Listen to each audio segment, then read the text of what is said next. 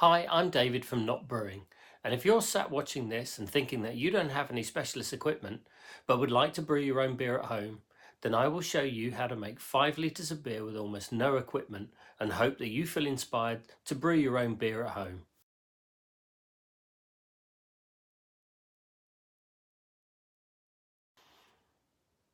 When I took up home brewing, I started with a really low-cost brewing kit, which contained a 1-gallon glass fermenter, one of those demijohn things, and some basic kit.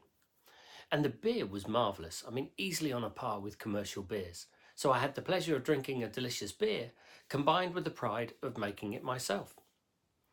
And the actual process of making beer is really simple, to the point where, now that I know how to make it, I don't use the kit that I got in that starter pack.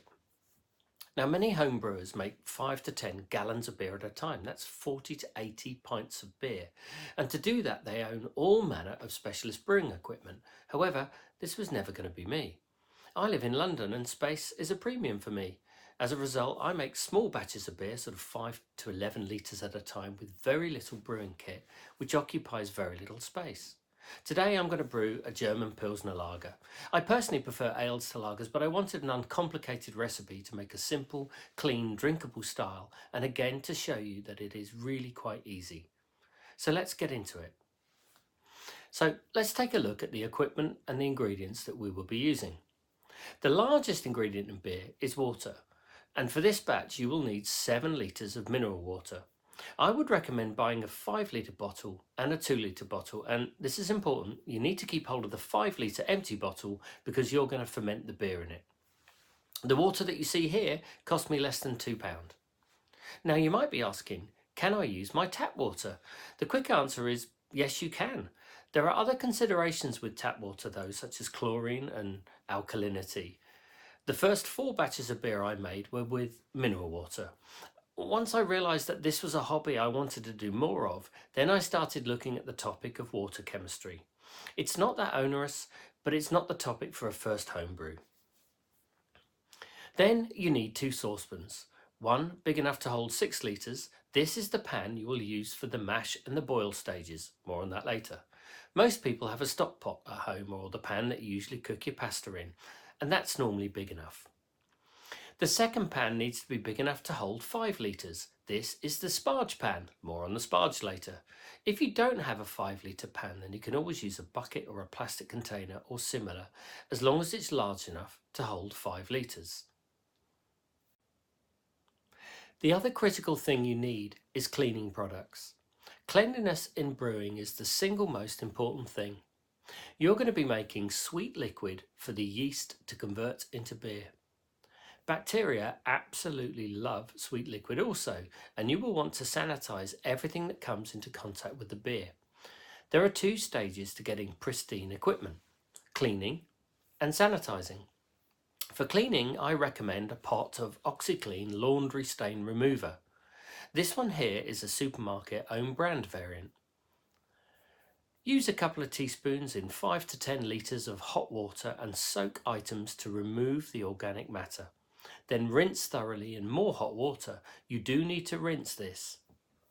However, for the sanitizer, I recommend a foaming no-rinse sanitizer such as ChemSan, shown here, or StarSan. After approximately 1 minute of contact, surfaces are sanitized. In this video, I will mix some up and keep some in a bucket and in a spray bottle.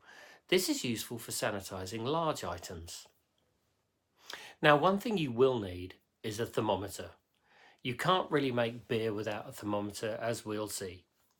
Most people already own a thermometer in the form of a spike probe used for checking whether meat, for example, is cooked through properly. You could also purchase a traditional glass thermometer as shown here for about £4.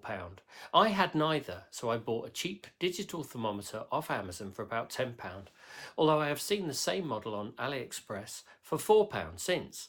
My one shown here has a spike probe in it, so has been used to test if food is cooked through properly also. So a top tip is, if you do need to buy one, best to make it dual purpose. The spike is detachable, so I can dunk it in my sanitizer and keep it bug-free throughout the brewing process. Then you need some ingredients. On the left are some hops. Now these give the beer bitterness and also flavour and aroma. Next to that is the crushed grain. You can buy crushed grain in any weight from several websites. I have used themaltmiller.co.uk and gettobrewed.com, both of which will give you exact quantities of all your ingredients. Make sure when you order the grain you select the pre-crushed option. The sachet on the right is the dried yeast. We will use half a packet for this brew, which means you will have half left over for your second brew. I'm pretty certain that once you've brewed one, you'll definitely make another pretty soon afterwards. Is there anything else I need? Well, technically not. During the fermentation, it is customary to cover the fermenter with a stopper and an airlock, as shown here. The airlock stops bugs getting into the beer and permits the CO2 to escape by bubbling through the reservoir. But you don't need one. I use a balloon. I immerse it in sanitizer for a minute or two beforehand, and then I stretch it over the neck of the fermenter straight after adding the yeast. I put a pinprick in the balloon so that any excess CO2 can escape and nothing can get back in. The other thing to mention is that I use a muslin bag in the mash stage. This cost me about £6 from Amazon. You don't have to use it, but it's really handy. More about this later. So what exactly is the process? Well, there are 4 stages to a brew day. The first stage is the mash. At the beginning of this stage, we start with grain and water. We are going to heat the water to a specific temperature, 65 degrees, put the grain in and keep it at that temperature for 1 hour. By holding the grain in hot water, we encourage the enzymes inside the grains to break down the complex starch chains into sugar. And this sugar makes a sweet liquid called wort, which is food for the yeast. The more sugar in the wort, the stronger the final beer will be. After the hour is up, at the end of the mash, we need to separate the grains from the water as we don't need them anymore. This is called lautering. But we also need to increase the volume of water to arrive at the correct volume for the batch we are brewing. If we pour that additional water through the grains, then we will rinse even more sugar out of them to extract every last drop of malted goodness. It will improve our efficiency and bump up the alcohol in the final beer. Next is the boil stage. The boil is where we heat the wort up to a rolling boil, and we will add any hops that we are going to use. The hops we use will impact the flavour of the beer. We're going to boil for 1 whole hour, and the time we add the hops during that hour will determine the level of bitterness, flavour or aroma that the hops will impart. Once the boil is finished, we are largely done. The next step is to add the yeast to the sweet wort, but if we add the yeast while it's boiling hot, we will kill it. So we need to chill the wort down to room temperature and then add our yeast. Once the yeast is pitched, the beer will ferment. So in recap, mashing, effectively adding the grains to roughly 65 degree water, like some big bowl of porridge or oatmeal, and leaving it for long enough to convert the starches to sugar. Sparging, gently running water through the grains to rinse out the last of the sugar and make up the boil volume.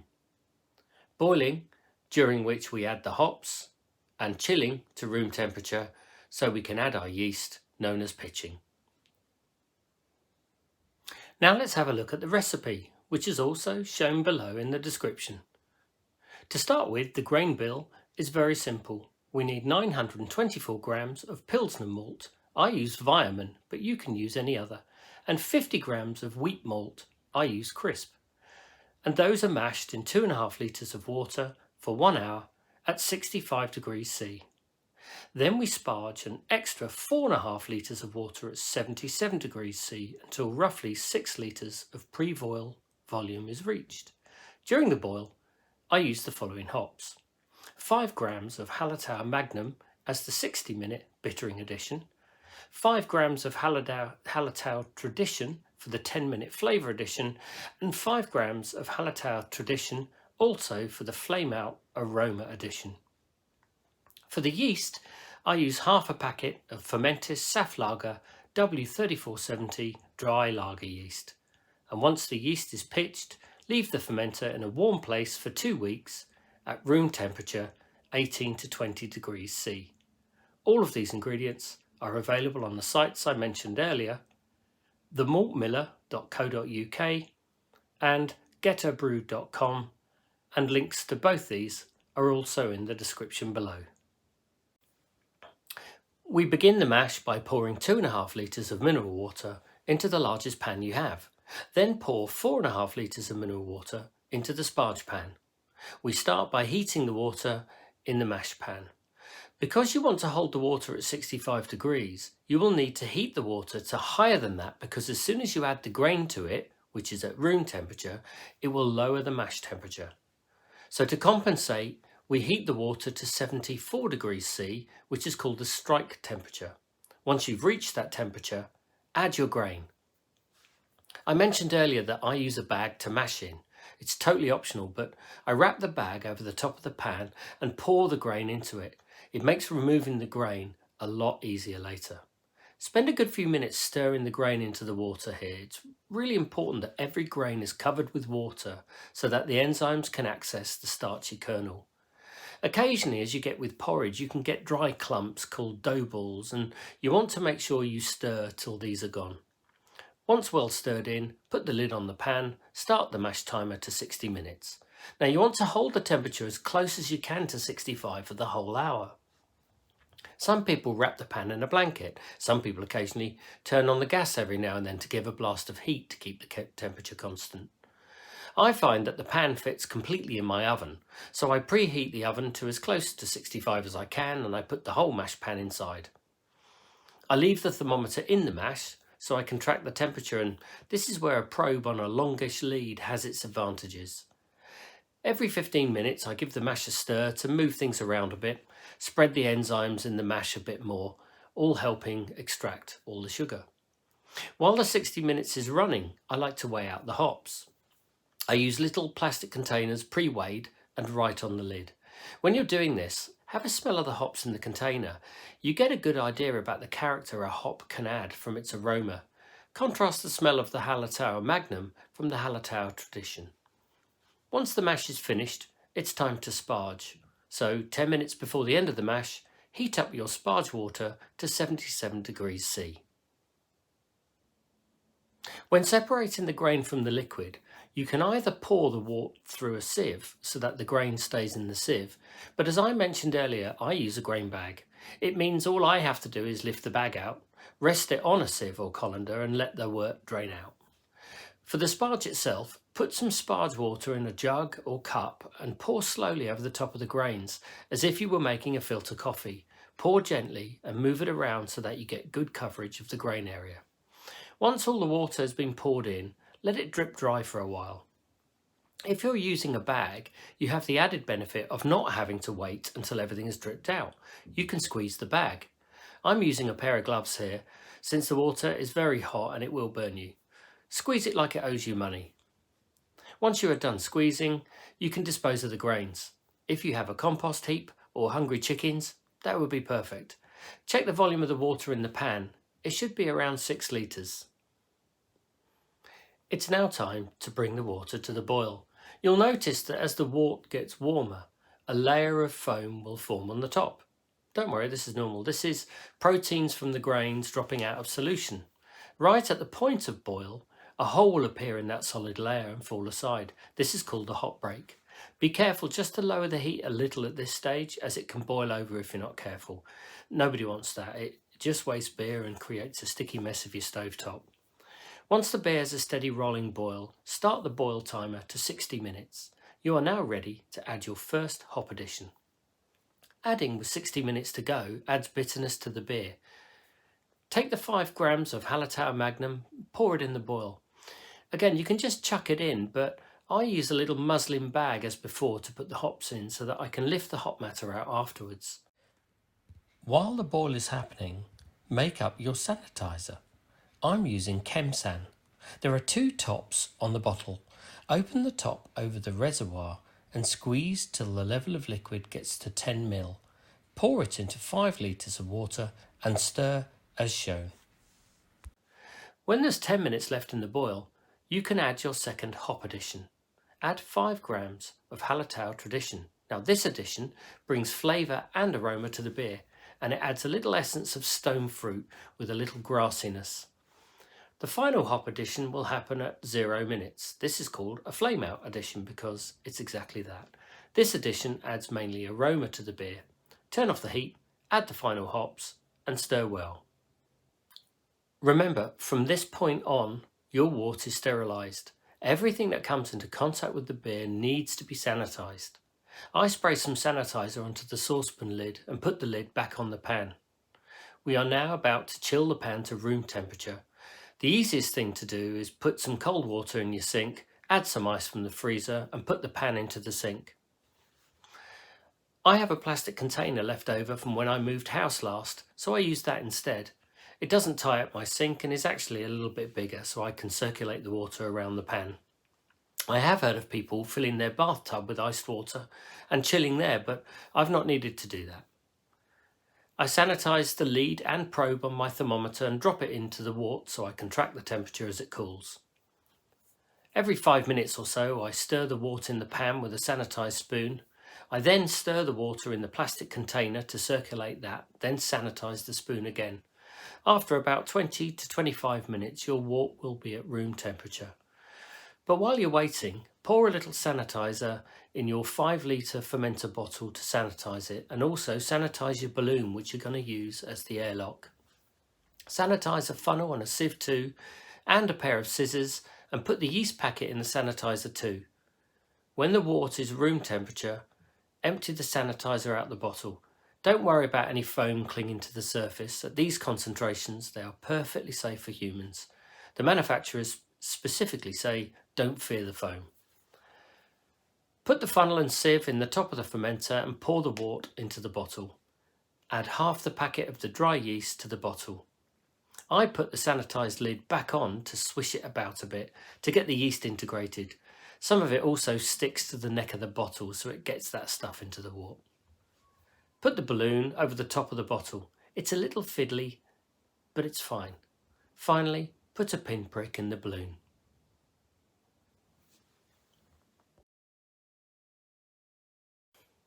Finally, on to fermentation. Place the bottle somewhere with a steady temperature of around 19 degrees C. This is room temperature for many people, so may not be an issue for you. Now, beer doesn't really like too much daylight, so you can either fix this by choosing a location such as a closet or broom cupboard that is naturally kept in the dark, or wrap a cloth like a tea towel or something round the bottle, which is what I do. Your brew day is finished, well, apart from the cleaning up. Now is a really good time to soak stuff in the OxyClean to lift organic matter off the boil pan and other equipment. 24 hours later, your fermenter will look like this.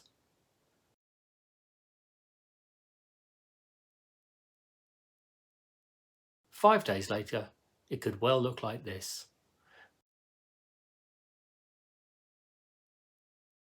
Leave your beer to ferment for 2 weeks and then bottle it. I will show bottling in another video. So this is the beer in question. It was fermented for 2 weeks. The balloon on top of the fermenter was limp. The contents became clear. It was obviously done. At that point you bottle it. So you siphon from the fermenter into the bottles and you add a little sugar to the bottle. And that's so that when you put the top on the bottle, the yeast will continue to eat the sugar and generate CO2, which can't escape, so it makes the beer fizzy. Because you're extending fermentation, you need to leave the beer at room temperature for 2 weeks when you're doing that. And after that time, the beer should be carbonated. However, you then need to move it to the fridge. I recommend for a minimum of 2 weeks. And 2 things happen at that point. The first is that the CO2 gets absorbed better into the liquid, and that's because cold fluid absorbs CO2 better. We know that. We've all opened a warm can of beer at a party and it's foamed everywhere. When it's cold, it holds the fizz better within the fluid. The second thing that happens is the yeast are kind of done. So when they finish fermenting all the sugar, there's nothing else for them to do, but they can often remain in suspension for a while. When you actually put it in a cold environment, the yeast prepare themselves for dormancy, a kind of hibernation, and then they drop out of the beer. And dropping out the beer can make the beer clear because they're no longer hanging about and making it hazy. So this beer has been in the fridge for 3 weeks, and that yeast dropping out will have created a fine layer of sediment at the bottom. So when we pour it, we're going to move slowly in one steady movement, leaving a centimetre or two in the bottle. Oh, bit of a fizz, that's encouraging.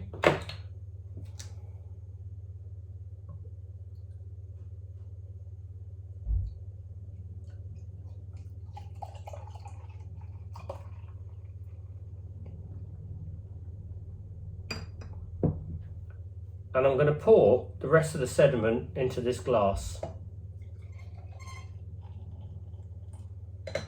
And this will serve to show you what that haze looks like. So contrast the top of the bottle, which is crystal clear, with the bottom, which is hazy. And it smells yeasty, whereas this doesn't. So if you're careful, you don't rouse the yeast at the bottom, which is the top tip. Okay, so what's it like? Well, for a start, it's crystal clear. You can see right through it. You can see it's a pale straw colour. I don't know if you can see from the camera, but you can see the bubbles rising to the top. I would say it doesn't look quite as carbonated as it should be, but it's got a fine white mousse on top, and looks pretty appetizing. So what does it smell like? Well, I can smell a little bit of spice, the German hops, that kind of earthy, grassy thing going on, and this malty sweetness as well that you expect from a lager. What does it taste like?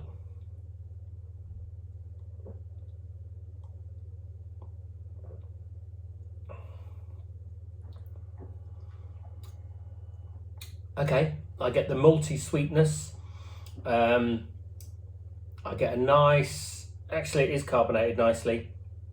And then you get a nice balanced finish. So you've got nice malt backbone, some spicy hops, and a bone dry, crisp finish.